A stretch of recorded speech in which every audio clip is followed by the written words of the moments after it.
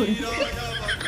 তো ঠিক এইভাবেই শুরু হয়েছিল দোল পূর্ণিমার সকালটা। আমাদের এই পিচ্চি বাচ্চাগুলোর সাথে আচ্ছা করে রং মেখে ভূত হয়ে তারপর কেবলই আমি স্নান টান করে ফ্রেশ হয়ে যেই ঘরে বসেছি আর এই ছাচড়াটা এসে দেখো আমার কি অবস্থা হলো। আর আমার যখন এই অবস্থা হচ্ছে তখন আমি একা তো সাফার করবো না, তাই চলে গেলাম এই মদনের বাড়ি ওকেও একটু ভূত করতে।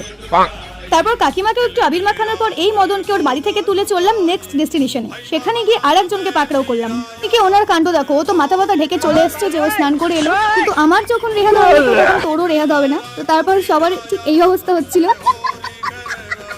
এই দেখো এই আমার মাঝখান থেকে এরকম তিরিং বিরিং করে লাফাচ্ছিল কেন সেটা তো বুঝতে পারলাম না। তো যাই হোক, এখানে অনেক আবির টাবির খেলা হলো, ছ্যাবলামি হলো। তো তার মাঝেই দেখি এইদিকে ইনি আবার ওই ভুলভুলাইয়া মুভিটা আছে না, ওর যে পুরোহিতটা আছে ওর মতো এখানে অনেকটা করার চেষ্টা করছিল।